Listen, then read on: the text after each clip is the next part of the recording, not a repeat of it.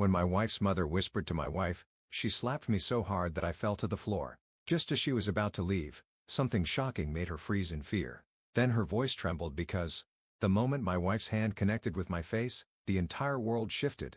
I didn't see it coming. 1 second, we were sitting at the dinner table, the flow of conversation and clinking silverware filling the air. The next, my cheek exploded with a sharp, stinging pain as my head snapped to the side. My body followed, tilting dangerously before I lost balance and hit the floor with a dull thud. The impact sent a ringing sensation through my skull, my vision blurring at the edges. For a long second, I couldn't comprehend what had just happened. I lay there, my palms flat against the cool wooden floor. My breath stuck somewhere between my lungs and my throat. The taste of salt and iron lingered on my tongue. Whether from the slap or the shock, I wasn't sure. Then, I heard her voice. "How could you?" Claire's voice was sharp, raw with fury. I blinked up at her, confused. My mind raced, flipping through every possible offense I could have committed, but nothing made sense. We had been fine just moments ago. In fact, the dinner had been pleasant, or so I'd thought. My gaze flickered toward Lorraine, her mother, who sat stiffly at the other end of the table. Her lips were pursed, her expression unreadable. A moment ago, she had leaned in to whisper something into Claire's ear, her voice so low I couldn't make out the words, but whatever she had said, it had transformed my wife in an instant. Claire had been smiling. Now, her face was a storm of betrayal and fury. I pushed myself upright, still dazed. "Claire, what are you?" "Don't," she snapped, her voice quivering, her hands balled into fists at her sides, her entire body trembling. "Just don't." I could see it in her eyes. This wasn't a moment of fleeting anger. This was something deeper. Something that had cracked open a part of her that I wasn't sure I could fix. "What did I do?" I asked, keeping my voice steady. "Claire, talk to me." Her breathing was uneven. For a brief moment, hesitation flickered in her eyes, but it was gone as quickly as it had appeared. Instead, she turned away from me, grabbed her purse, and stormed toward the door. Panic flared in my chest. This wasn't normal. We had arguments like any couple, but Claire had never been violent. She had never lashed out like this, had never looked at me with such hatred. I scrambled to my feet. "Claire, wait." She ignored me. She was almost at the door when something strange happened. Her stride faltered. She came to an abrupt stop, her entire body rigid, her back straight as if someone had just whispered her name from the shadows. A thick silence settled over the room. I frowned. "Claire." She didn't answer. Her fingers twitched around the strap of her purse, and when she turned her head slightly, I saw something I hadn't expected. Fear. Not anger. Not betrayal. Pure, raw fear. Her shoulders lifted with a slow, shaky inhale. The anger she had worn so openly only moments ago had drained from her expression, replaced by something hollow, something unreadable. A cold weight pressed against my chest. What the hell was going on? I took a slow step toward her. "Claire." She flinched. I froze. My own wife was afraid of me.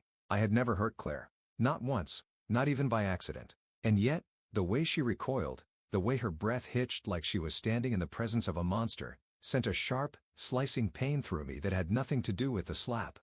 Lorraine stood up, her chair scraping against the floor. She moved with eerie calm, her expression composed. "Come, Claire," she said, her voice gentle, almost soothing. "You don't have to stay here." She reached for Claire's arm, and for a second, I thought my wife would follow her without hesitation. But Claire didn't move. She just stood there, still staring at the door, her knuckles turning white around the strap of her purse. Something was wrong. Something was very, very wrong. I wanted to demand answers. I wanted to shake Claire, to force her to tell me what the hell was happening, why she had struck me, why she suddenly looked like she had seen a ghost. But I knew pushing her right now wouldn't help. Instead, I swallowed the lump in my throat and forced my voice to remain steady. "Claire, whatever this is, we can talk about it." She didn't respond. Lorraine's lips curved into something that wasn't quite a smile. It was too tight, too forced. She squeezed Claire's arm gently. "You don't owe him anything, darling. Let's go." Claire finally turned. Her gaze met mine, and for a moment, it felt like she wanted to say something. Something important. But then, she swallowed thickly, her expression closing off. She nodded at her mother. And without another word, she walked out the door. I stood there, rooted in place, my heart hammering in my chest. The cold air from outside seeped into the house as the door swung shut behind them. Silence. The only sound was my own ragged breathing. I ran a hand down my face, wincing as my fingers brushed over the sore spot on my cheek. I still didn't know what I had done, but I knew one thing for sure. That slap had changed everything. I never imagined my marriage would come to this. As I stood alone in the dimly lit dining room, the sting on my cheek long forgotten, my mind drifted back to the beginning. The days when Claire and I were inseparable, when love was simple, untainted by whispers, lies, or betrayal. I met Claire on a rainy afternoon at Rivertown Cafe. I remember that day vividly, as if it were carved into my memory. The cafe had been packed, the scent of freshly ground coffee beans and warm pastries lingering in the air. I had barely managed to squeeze through the crowd when I made the fatal mistake of trying to balance a large cappuccino, my laptop bag, and a book under my arm. The result? Disaster. I tripped on the leg of a chair, sending my coffee flying and straight onto the table of an unsuspecting woman. Papers went everywhere, brown liquid soaking through neatly written notes. My heart stopped as I looked up, expecting outrage, maybe even curses thrown in my direction. Instead, I found Claire. She blinked at the mess before slowly lifting her gaze to meet mine. A smile tugged at the corners of her lips, and then, to my absolute shock, she laughed. Not just a polite chuckle but a genuine, melodic laugh that softened the tension in my chest. "I hope you weren't planning on passing those off as your own assignments," she teased, lifting one of the drenched sheets. I was speechless. In that moment, drenched papers and embarrassment faded into the background. All I could see was her. The way her hazel eyes crinkled at the edges, the way she tucked a stray strand of dark hair behind her ear, the way she seemed to glow even under the dim lights of the cafe. From that moment on, I was hooked. We spent hours talking that day. She told me she was a high school English teacher, passionate about literature and poetry. I told her I worked in finance, a job I found dull but necessary. She laughed at my dry sense of humor. I admired her boundless optimism. We were opposites in many ways. Where I was cautious and logical, she was free-spirited and adventurous. But somehow, we fit together seamlessly, like two puzzle pieces destined to meet. Our love story unfolded effortlessly. Dates turned into weekends together. Weekends turned into moving in. 1 year later, I got down on one knee in that very same cafe, holding out a ring with shaking hands. Claire had tears in her eyes when she said yes, her voice barely a whisper. Our wedding was small, but beautiful. She wore a simple, elegant dress. And as she walked down the aisle, I remember thinking that I had never seen anyone more breathtaking. We exchanged vows under the old oak tree in her grandmother's backyard, promising forever without hesitation. For the first year, everything was perfect. We bought a cozy little home on the outskirts of town, a fixer-upper with a leaky roof and creaky floors. It wasn't much, but it was ours. We spent late nights painting the walls, sneaking kisses in between brushstrokes. We talked about the future, kids, family vacations, growing old together. Then, Lorraine moved in. Just for a while, Claire had said. She's struggling after the divorce. At first, I agreed. I understood Claire's desire to help her mother. Lorraine had always been a sharp, opinionated woman, but I never thought she would become a problem. I assumed she'd stay for a few months, get back on her feet, and leave. But she never left. Slowly, things started to change. At first, it was small, subtle comments, passive-aggressive remarks. Lorraine never said anything outright, but I could feel her disapproval in the way she looked at me, the way she sighed whenever I entered the room. "You're lucky Claire settled," she once muttered when she thought I wasn't listening. She could have done so much better. I tried to ignore it, to brush off her remarks as the bitterness of a woman who had lost everything in a nasty divorce. But Claire started changing too. She used to be warm, affectionate. Now, she was guarded, distant. I'd come home from work, excited to tell her about my day, only to find her sitting with Lorraine, whispering. If I asked what they were talking about, Claire would glance at me, her expression unreadable. "Nothing important," she'd say, but I knew that wasn't true. The worst part was that I couldn't pinpoint the exact moment Claire stopped seeing me as her husband and started seeing me as someone else. Someone untrustworthy. Someone she questioned. Lorraine had poisoned her against me, drop by drop, day by day, until the Claire I knew was barely recognizable. I could feel myself losing her, but I didn't know how to stop it. The moment at the dinner table, the slap, the rage in her eyes, was just the final confirmation of something I had feared for months. She wasn't mine anymore. Not entirely. And the worst part? I still didn't know what Lorraine had said to make her snap like that. As I stood in our empty dining room, staring at the overturned chair from where I had fallen, a crushing sense of helplessness settled over me. My wife, the woman I had built a life with, had looked at me as if I were a stranger. I needed to find out why. I pulled out my phone and stared at the screen. Who could I talk to? Who would believe me? Marcus, my best friend since college. The only person who had seen my relationship with Claire from the beginning, who had stood by my side through thick and thin. He had never liked Lorraine, always warning me to be careful around her. Maybe he had seen something I hadn't. I pressed his name and brought the phone to my ear. It rang twice before he picked up. "Hey man, what's up?" His voice was casual, but I could hear the underlying concern. I never called him this late unless something was wrong. I exhaled slowly. "Claire hit me." There was a long pause. "Then what?" "She slapped me. Out of nowhere. We were at dinner, and her mom whispered something to her. And the next thing I know, I'm on the floor." Marcus cursed under his breath. "What did she say to her?" "I don't know," I admitted, "but whatever it was bad." Claire looked different, like she was afraid of me. A long silence stretched between us before Marcus finally spoke. "You know what I've always said about Lorraine?" I swallowed. "Yeah. She's playing a long game," Marcus muttered. "And she's winning." I clenched my jaw. I couldn't let this be the end of my marriage. I needed answers. I needed the truth. And I had a sinking feeling that whatever Lorraine had told Claire, whatever lie she had planted, was just the beginning of a nightmare I wasn't prepared for. I sat in silence, the sting of Claire's slap, nothing compared to the growing ache in my chest. My hands rested on the table, fingers curled into fists as I stared at the empty space where my wife had been moments ago. My mind raced, replaying the last few minutes over and over, searching for an answer, any answer that could explain what had just happened. Claire had never hit me before, not once, not even in the heat of an argument.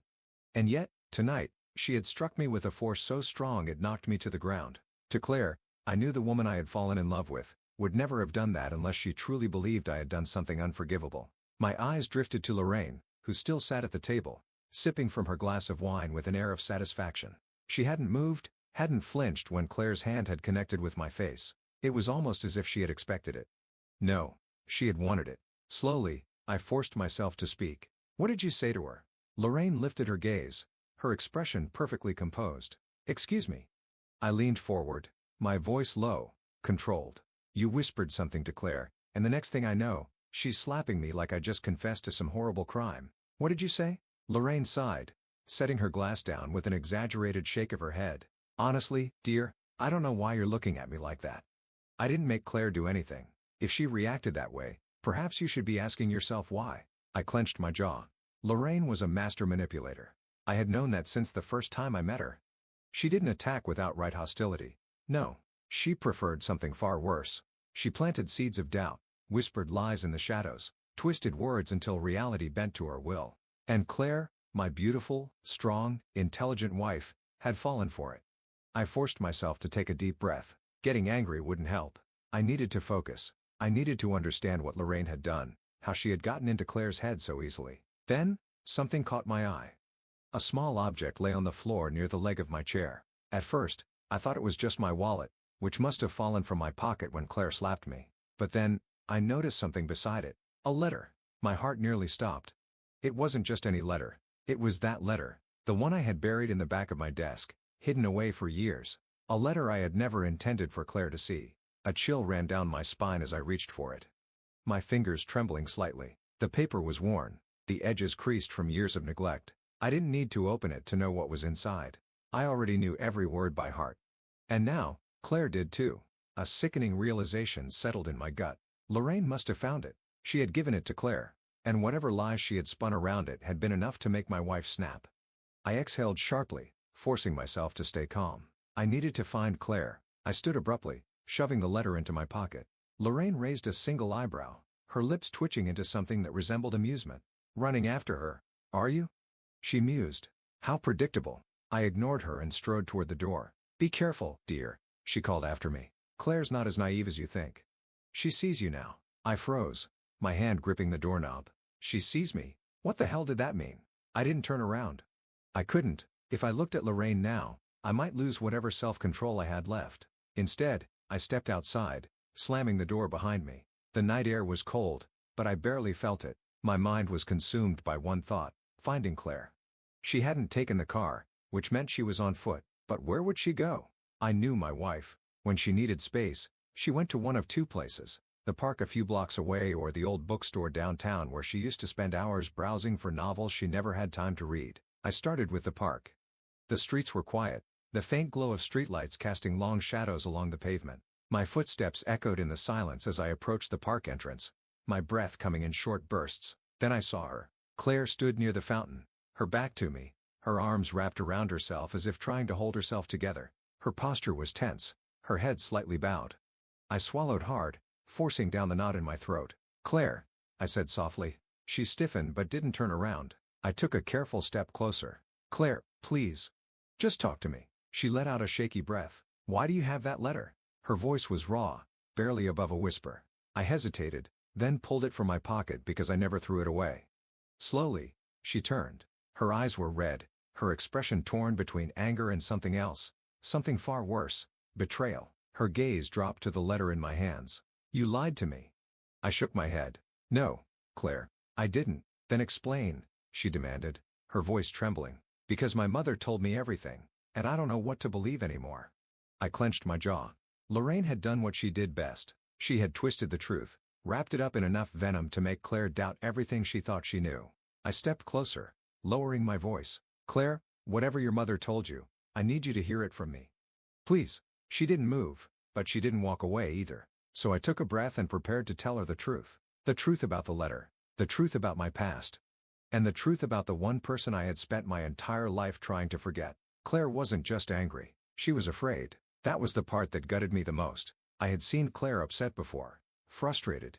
Even distant during our worst arguments. But fear? That was new. And it wasn't the kind of fear that came from uncertainty or misunderstanding. No. This was something deeper. Something that had wrapped itself around her so tightly that she was trembling. And all because of that letter. She held it in her hands now, gripping the paper so tightly that it crinkled under her fingers. She hadn't spoken since I told her I would explain everything. Instead, she just stood there, her breathing uneven, her gaze flickering between me and the worn envelope as if waiting for me to admit to some unspeakable crime. I took a careful step forward. Claire, I don't. Her voice was sharp, but it wavered at the edges. She shook her head, taking a step back. I need space. I can't be near you right now. The words hit harder than I expected. Space. It was such a simple word, yet in that moment, it felt like the final crack in an already fragile glass, ready to shatter completely. I swallowed hard. Claire, please. Just let me explain. But she wasn't listening. She clutched the letter to her chest as if it were some kind of shield, protecting her from the person she suddenly believed I had become. Without another word, she turned and walked away, her pace quickening with each step. I wanted to follow her. I wanted to grab her hand, make her look at me, force her to see that whatever Lorraine had told her was a lie. But something in me knew that if I pushed right now, I'd lose her completely. So I let her go. I watched as she disappeared down the sidewalk, the wind tugging at her hair, her arms wrapped around herself like she was trying to keep from falling apart. Then, after a long moment, I turned and walked in the opposite direction. I needed help. I needed someone who would listen. Someone who would believe me. There was only one person I could think of. I pulled out my phone and scrolled through my contacts until I found the name I was looking for. Marcus, my best friend since college. The one person who had never trusted Lorraine from the start. I hit the call button and brought the phone to my ear. It rang once, twice. Then, yo, what's up, man? Marcus's voice was casual, but I could hear the underlying concern. I never called him this late unless something was wrong. I exhaled sharply. I need to talk. There was a pause. That bad? Worse. Another pause. Then, come over. Marcus lived about 10 minutes away, and I barely registered the drive. My hands gripped the steering wheel tightly, my thoughts racing in 100 different directions. By the time I pulled into his driveway, my pulse was pounding in my ears. The porch light flicked on as I stepped out of the car, and a second later, the front door swung open.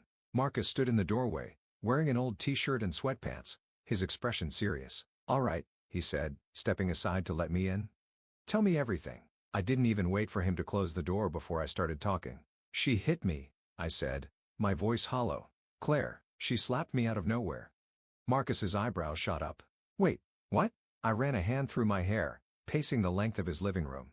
We were at dinner. Everything was fine. And then Lorraine leaned in, whispered something to her. And the next thing I know, she's looking at me like I'm the worst person in the world. And then, I let out a bitter laugh, shaking my head. She just lost it. Marcus let out a low whistle. What did Lorraine say? I stopped pacing. I don't know. Marcus folded his arms. Okay, but Claire has never been the type to just react like that. What triggered her? I hesitated, then pulled the crumpled letter from my pocket and held it out. Marcus took it, frowning as he unfolded the paper. His eyes scanned the words, his expression shifting from confusion to realization. Damn, he muttered. This is from I cut in. Him. Marcus exhaled slowly, rubbing the back of his neck. And Claire saw this. She didn't just see it, I said. Lorraine gave it to her. She must have found it in the house and spun it into something worse. And now Claire thinks I've been hiding some huge secret from her.